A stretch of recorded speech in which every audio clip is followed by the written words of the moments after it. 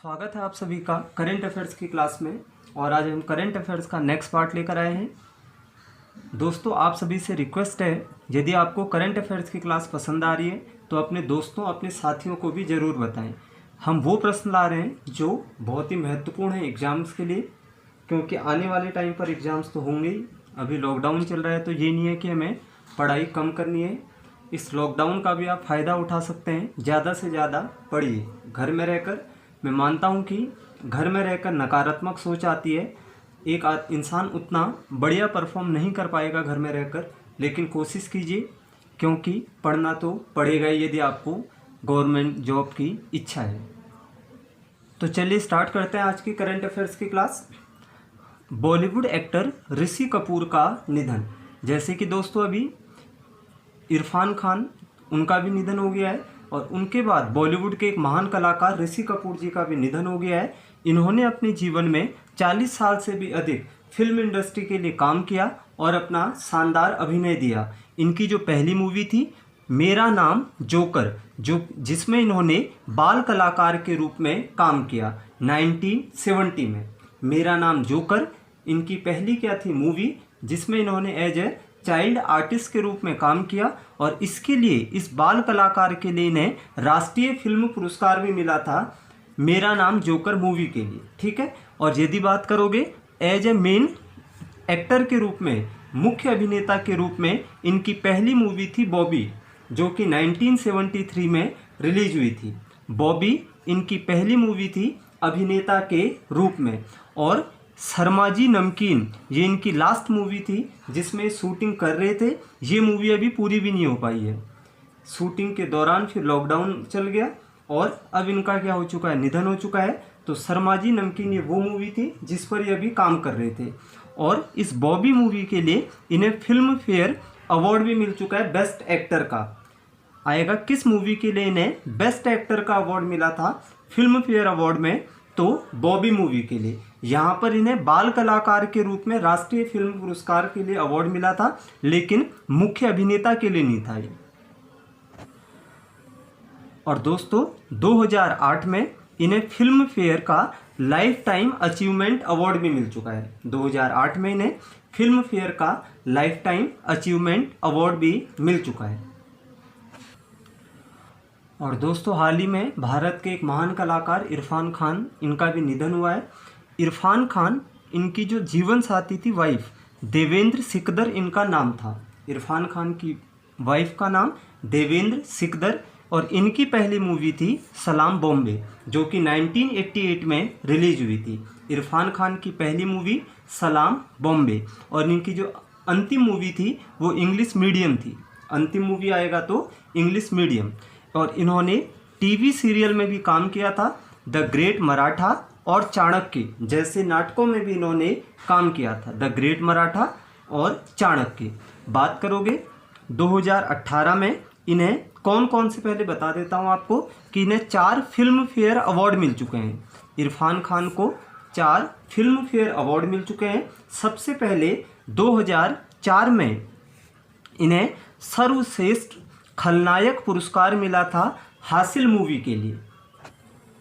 सर्वश्रेष्ठ खलनायक पुरस्कार हासिल मूवी के लिए 2004 में, ये भी फिल्म फेयर का था, यानी नेगेटिव रोल के लिए। ठीक है। तो पहला फिल्म फेयर 2004 में। इसके बाद इन्हें 2008 में सर्वश्रेष्ठ सहायक अभिनेता पुरस्कार मिला life in a metro movie के लिए। ये भी फिल्म फेयर अवार्ड था, सर्वश्रेष्ठ सहायक अभिनेता पुरस्कार, यानी सपोर्टिंग एक्टर कह सकते हैं। ठीक है। 2008 में इन्हें दूसरा फिल्म फेयर अवार्ड मिला, और इसके बाद 2013 में इन्हें राष्ट्रीय फिल्म पुरस्कार भी मिला, और फिल्म फेयर अवार्ड में बेस्ट एक्टर का अवार्ड भी मिला था। बेस्ट एक्टर 2013 में राष्ट्रीय फिल्म पुरस्कार और फिल्म फेयर अवार्ड में बेस्ट एक्टर का अवार्ड मिला था। मूवी थी पान सिंह तोमर। ठीक है। 2013 में 3 फिल्म फेयर, और चौथा 2018 में इन्हें बेस्ट एक्टर के लिए फिर से अवार्ड मिला था। मूवी का नाम था हिंदी मीडियम। 2018 में इन्हें अंतिम बार फिल्म फेयर अवार्ड मिला। सर्वश्रेष्ठ अभिनेता मूवी कौन सी थी? हिंदी मीडियम। और दोस्तों 2011 में इन्हें पद्मश्री भी मिल चुका है। भारत का जो चौथा सबसे बड़ा पुरस्कार है पद्मश्री 2011 में इरफान खान को मिला था।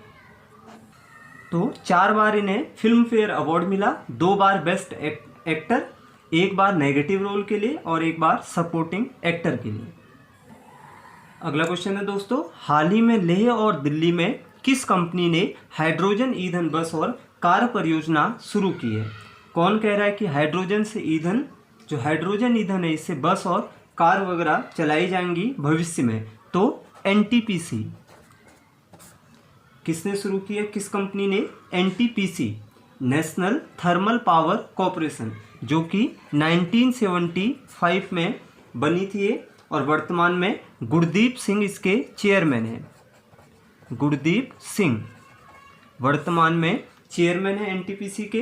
तो ये कह रहे हैं कि एनटीपीसी कंपनी कह रही है कि लेह और दिल्ली में हाइड्रोजन से क्या चलाई जाएंगी भविष्य में, बस और कार। और दोस्तों जब हाइड्रोजन फ्यूल आ जाएगा तो इससे कहीं ना कहीं पॉल्यूशन काफ़ी क्या हो जाएगा, कम हो जाएगा।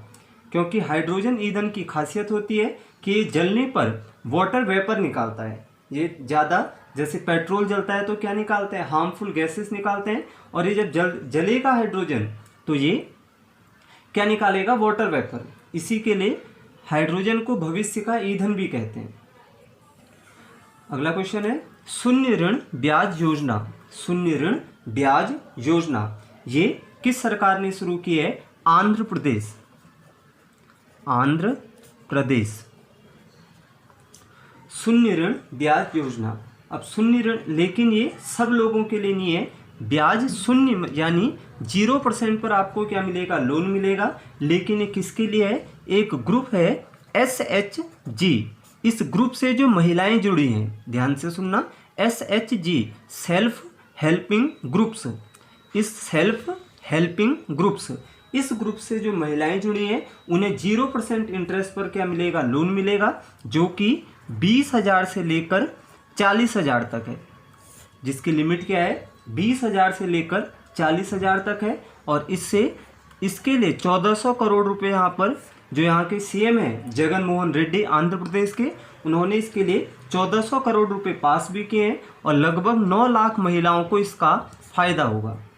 9 लाख महिलाएं इस योजना का लाभ उठा सकते हैं। शून्य ऋण ब्याज योजना कौन से राज्य ने शुरू की है? आंध्र प्रदेश। अगला क्वेश्चन है, हाल ही में कोरोना वायरस के चलते पिच ब्लैक 2020 युद्ध अभ्यास किस देश ने रद्द कर दिया है?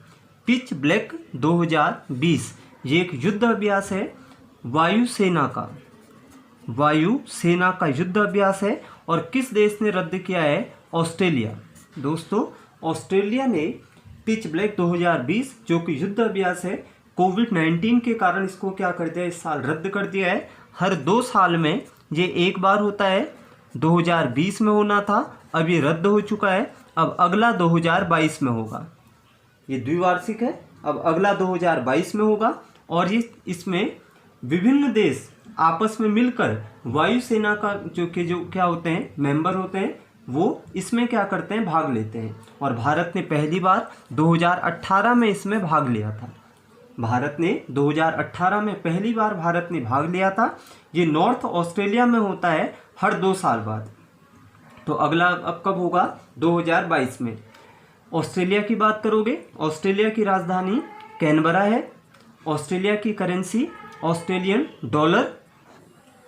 और स्कॉट मॉरिसन यहाँ के प्रधानमंत्री हैं। यहाँ पर एक बता दूँ आपको, ऑसी इंडेक्स, ये एक युद्ध अभ्यास है नौसेना का भारत और ऑस्ट्रेलिया के बीच। दोस्तों कभी पूछ ले कि ऑसी इंडेक्स क्या है, तो एक नौसेना का युद्ध अभ्यास है भारत और ऑस्ट्रेलिया के बीच। और ये पिच ब्लैक 2020 युद्ध अभ्यास अभी क्या हुआ है, रद्द हुआ है। और इसमें विभिन्न देश क्या करते हैं, आपस में मिलकर इस अभ्यास के लिए कहाँ पर जाते हैं, नॉर्थ ऑस्ट्रेलिया। अगला क्वेश्चन है, हाल ही में कोविड-19 के लिए प्लाज्मा थेरेपी शुरू करने वाला पहला सरकारी हॉस्पिटल कौन है जिसने प्लाज्मा थेरेपी पर काम शुरू कर लिया है? तो ये है KGMU। King George medical university, जो कि लखनऊ में है। किंग जॉर्ज मेडिकल यूनिवर्सिटी कहाँ पर है? लखनऊ। इसने प्लाज्मा थेरेपी शुरू करने वाला ये पहला सरकारी हॉस्पिटल है। प्लाज्मा थेरेपी क्या है? कोविड-19 के जो मरीज ठीक हो चुके हैं, इस कोरोना बीमारी से जो लोग ठीक हो चुके हैं, ऐसे लोगों की एंटीबॉडी लेकर ऐसे कोरोना के दूसरे जो पीड़ित हैं, ऐसे लोगों पर ये एंटीबॉडी चढ़ा देना।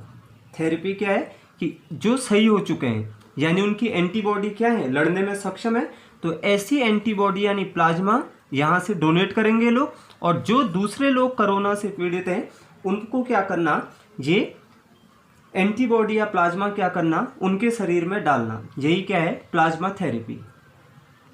अभी सरकार ने इसको बिल्कुल लीगल नहीं किया है, क्योंकि इसमें कोई इसका अभी क्लू नहीं है कि बिल्कुल कोरोना बीमारी का ये इलाज है। केवल एक क्या है, ये प्रयोग है। अगला क्वेश्चन है, भारत सरकार ने बांग्लादेश को 1 लाख SCQ टैबलेट और 50,000 सर्जिकल दस्ताने भी भेंट किए हैं। दोस्तों आएगा, भारत सरकार ने किस देश को 1 लाख SCQ टैबलेट, सुना होगा, HCQ दवाई काफ़ी अभी हाईलाइट में है, और 50,000 सर्जिकल दस्ताने भेंट किए हैं। तो किसको? बांग्लादेश को दिए हैं भी भारत सरकार ने। ठीक है, बात करोगे इससे पहले जैसे भारत ने मालदीव को दिए थे क्या, कुछ दवाइयाँ काफ़ी और सर्जिकल इंस्ट्रूमेंट वगैरह दिए थे। ऑपरेशन संजीवनी चलाया था, मैंने कराया था आपको कि ऑपरेशन संजीवनी मालदीव देश में चलाया था भारत की वायुसेना ने, और वहाँ पर दवाइयाँ या जो मेडिकल से रिलेटेड महत्वपूर्ण आवश्यक चीज़ें हैं वो मालदीव को दी थी। और ये HCQ टैबलेट अभी नेपाल और USA को भी कई देशों को दिए हैं। भारत ने कई देशों की मदद की है इस कोरोना महामारी में। ठीक है, अब बात करोगे बांग्लादेश की, तो बांग्लादेश की राजधानी क्या है? ढाका। यहाँ की राजधानी क्या है? ढाका यहाँ की कैपिटल है। और टका यहाँ की क्या है? टका यहाँ की क्या है? करेंसी। और यहाँ पर मेन बंगाली भाषा बोली जाती है। और अब्दुल हमीद यहाँ के राष्ट्रपति हैं। पड़ोसी राज्य है, जरूर याद कर लेना। अब्दुल हमीद यहाँ के क्या हैं? राष्ट्रपति हैं। और शेख हसीना यहाँ की प्रधानमंत्री हैं। अब्दुल हमीद राष्ट्रपति और शेख हसीना प्रधानमंत्री। अगला क्वेश्चन है दोस्तों, चंद्रमा का पहला डिजिटल भूवैज्ञानिक नक्शा जारी करने वाला देश, तो USA। चंद्रमा का पहला डिजिटल भूवैज्ञानिक नक्शा जारी करने वाला, जिसने एक मैप तैयार कर दिया इसका, भू मतलब जमीन, तो किसने तैयार कर दिया है? USA, यानी नासा। आपने सुना होगा दोस्तों, नासा ने एक मून मिशन भी अभी क्या किया है, एक मून मिशन में भी काम कर रहा है नासा, जिसका नाम है आर्टेमिस। ये भी याद कर लेना कि आर्टेमिस मिशन का संबंध किससे है, तो मून यानी चंद्रमा की स्टडी करना, जो कि USA का मिशन है आर्टेमिस, ARTEMIS, आर्टेमिस। और इसका टारगेट है 2024 तक। 2024 तक नासा के मिशन का नाम है आर्टेमिस मिशन, जो कि चंद्रमा के अध्ययन के लिए है। अगला क्वेश्चन है, हाल ही में किस बैंक ने मैक्स लाइफ इंश्योरेंस के 29% हिस्सेदारी खरीदने की घोषणा की है? मैक्स लाइफ इंश्योरेंस के 29% हिस्सेदारी कौन खरीदेगा? एक्सिस बैंक ने घोषणा की है कि वो मैक्स लाइफ इंश्योरेंस के 29% हिस्सेदारी को खरीदेगा। ठीक है, एक्सिस बैंक का हेड ऑफिस मुंबई में है और अमिताभ चौधरी वर्तमान में इसके MD हैं, मैनेजिंग डायरेक्टर अमिताभ चौधरी, या CEO कौन है? एक्सिस बैंक के अमिताभ चौधरी। अगला क्वेश्चन है, पुरुषों की विश्व मुक्केबाजी चैंपियनशिप 2021 की मेजबानी कौन सा देश करेगा? तो इसका आंसर हो जाएगा सर्बिया। पुरुषों की विश्व मुक्केबाजी चैंपियनशिप 2021 की मेजबानी अब कौन करेगा? सर्बिया। सर्बिया की राजधानी है बेलग्रेड, तो यहाँ पर होंगे अब बेलग्रेड सर्बिया की राजधानी है। दोस्तों इससे पहले ये भारत में होना था। आपने सुना होगा कि जो बॉक्सिंग चैंपियनशिप है ये कहाँ पर होनी थी? भारत में। लेकिन भारत से छीनकर अभी किस देश को सौंप दिया है? सर्बिया को। भारत से छीनकर इंटरनेशनल बॉक्सिंग एसोसिएशन जो है, इंटरनेशनल बॉक्सिंग एसोसिएशन, इसने ये मेज़बानी भारत से छीनकर सर्बिया को दे दी है। रीज़न क्या था? क्योंकि 4 मिलियन यूएस डॉलर भारत द्वारा पिछले साल तक इस एसोसिएशन को देने थे आयोजन करने के लिए, 4 मिलियन यूएस डॉलर, लेकिन भारत ने देरी कर दी और इसके कारण इस आईबीए ने ये मेज़बानी किसको सौंप दी है? सर्बिया को। आईबीए की बात करोगे, इंटरनेशनल बॉक्सिंग एसोसिएशन 1946 में बनी थी और हेड ऑफिस इसका लुसाने में है, लुसाने स्विट्ज़रलैंड, 1946 में। तो अब मेज़बानी कहाँ पर होगी? यानी अब ये चैम्पियनशिप कहाँ पर होगी? सर्बिया में। और ये भी याद कर लेना कि पहले कहाँ पर होनी थी? भारत में। अगला क्वेश्चन है, हाल ही में हुए पिट्सबर्ग जलवायु संवाद के 11वें सत्र की मेज़बानी किस देश ने की है? हाल ही में हुए पिट्सबर्ग जलवायु संवाद के 11वें सत्र की मेज़बानी किस देश ने की है? तो जर्मनी ने की है इसकी मेज़बानी। और सह अध्यक्षता आएगा, सह अध्यक्षता तो ब्रिटेन ने की है। तो मेन जर्मनी और सह अध्यक्षता किसने की है? ब्रिटेन ने। ये पिट्सबर्ग क्लाइमेट डायलॉग होता है। जलवायु संवाद का मतलब क्लाइमेट डायलॉग, कि पर्यावरण को कैसे बचाया जाए, ग्लोबल वार्मिंग, इन चीज़ों पर इस पर बात की जाती है कि कैसे सब देश मिलकर इन चीज़ों को कम करें। इस मीटिंग में भी 30 देशों से भी लगभग 30 देशों या 30 से ज़्यादा देशों ने इसमें भाग लिया और वीडियो कॉन्फ्रेंसिंग के द्वारा सब एक दूसरे से इस बहस चली कि कैसे भाई जलवायु पर काम किया जाए। मेन तो अभी इस पर कोविड-19 के ऊपर भी बात हुई है, क्योंकि बीमारी के सामाजिक और आर्थिक परिणामों को दूर करने की बात की गई। पेरिस कॉन्फ्रेंस जो हुआ था, पेरिस समझौता सुना होगा, जो कि पर्यावरण के लिए था, उसके ऊपर भी इसमें बात की गई। और जो कोविड-19 बीमारी के कारण क्या हो रहे हैं, सामाजिक और आर्थिक परिणाम जो आएंगे सामने, इनको कैसे दूर करना है, तो इस पर भी बात की गई थी। भारत का प्रतिनिधित्व प्रकाश जावड़ेकर ने किया। प्रकाश जावड़ेकर ने भारत की तरफ से क्या लिया था? इसमें भाग लिया, क्योंकि प्रकाश जावड़ेकर केंद्रीय पर्यावरण, वन और जलवायु परिवर्तन मंत्रालय इन्हीं के पास है। केंद्र पर्यावरण मंत्रालय, वन मंत्रालय और जलवायु परिवर्तन मंत्रालय, ये प्रकाश जावड़ेकर के पास है। तो इन्होंने इसमें क्या लिया था? भारत की तरफ से भाग लिया या प्रतिनिधित्व किया।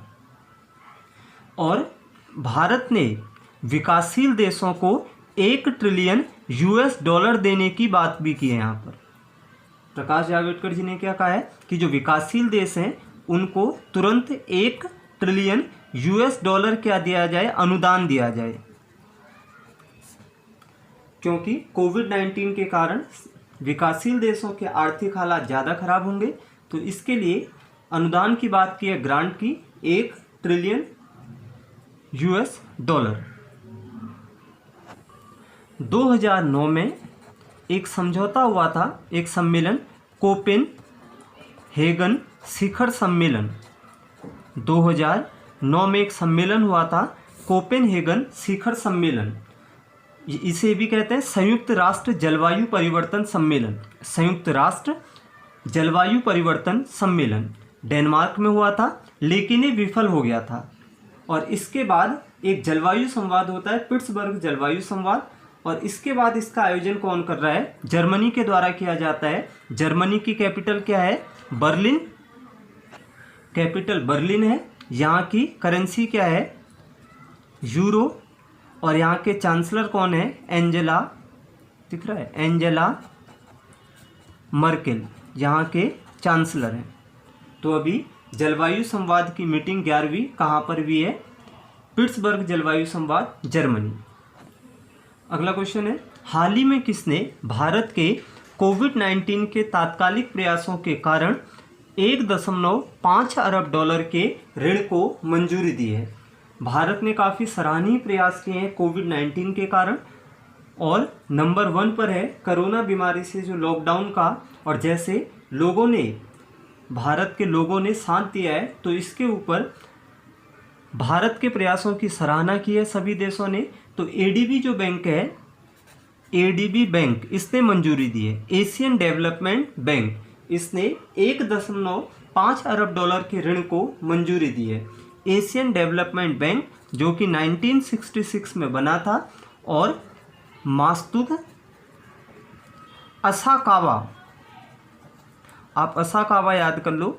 असाकावा इनके क्या हैं, प्रेसिडेंट हैं भी एशियन डेवलपमेंट बैंक के, जो कि 19 दिसंबर 1966 को बना था, और इसका हेड ऑफिस है मंडलूयोंग में। मंडलूयोंग कहाँ पर है, मनीला, और मनीला कहाँ पर है, फिलीपींस। तो फिलीपींस में इसका क्या है, एडीबी का हेड ऑफिस है। दोस्तों हाल ही में सिप्री ने अपनी एक रिपोर्ट पेश की है, और वो रिपोर्ट किसके ऊपर है, trends in world military expenditure 2019 का, कि कौन सा देश अपनी मिलिट्री पर कितना क्या करता है, खर्च करता है, एक्सपेंडिचर। तो इसमें नंबर 1 कौन है, यूएसए। यूएसए सबसे ज़्यादा अपनी मिलिट्री के ऊपर खर्च करता है, कितना, 732 बिलियन डॉलर। तो नंबर 1 पर यूएसए, दूसरे पर चाइना 261 बिलियन डॉलर, तीसरे पर इंडिया 71.1 बिलियन डॉलर। दोस्तों इंडिया तीसरे नंबर पर है, 71.1 बिलियन डॉलर इंडिया अपनी मिलिट्री एक्सपेंडिचर करता है, यानी मिलिट्री पर खर्च। चौथे पर रसिया है, पांचवें पर सऊदी अरब है। ठीक है, याद कर लेना, रैंकिंग चार्ट देता है, ऑर्डर लगाने के लिए भी पूछे जाते हैं एग्जाम में। बात करोगे सिप्री की, तो सिप्री क्या है, Stockholm International Peace Research Institute. याद कर लेना, Stockholm International Peace Research Institute, और इसको स्वीडन का थिंक टैंक भी कहते हैं। जैसे भारत में नीति आयोग को थिंक टैंक कहते हैं, तो ऐसे ही स्वीडन का थिंक टैंक किसे कहते हैं, सिप्री को कहते हैं। और सिप्री की स्थापना 6 मई 1966 को हुई थी, और इसका हेड ऑफिस है सोलना, स्वीडन में ही। इसका हेड ऑफिस सोलना, स्वीडन में है। तो भारत तीसरे नंबर पर है भी मिलिट्री एक्सपेंडिचर में। 2019 की ये रिपोर्ट है। अगला क्वेश्चन है, हाल ही में पीसीबी, पाकिस्तान क्रिकेट बोर्ड ने किस खिलाड़ी पर 3 साल का बैन लगाया है। हाल ही में पाकिस्तान क्रिकेट बोर्ड ने किस खिलाड़ी पर 3 साल का बैन लगाया है। ऑप्शन है कामरान अकमल, उमर अकमल, बाबर आजम, अजहर अली। आपको यदि आंसर पता है तो कमेंट बॉक्स में आपको इसका आंसर लिखना है। ये क्वेश्चन आप लोगों के लिए है, और दोस्तों आता है तो कमेंट बॉक्स में ज़रूर लिखें। बाय बाय दोस्तों।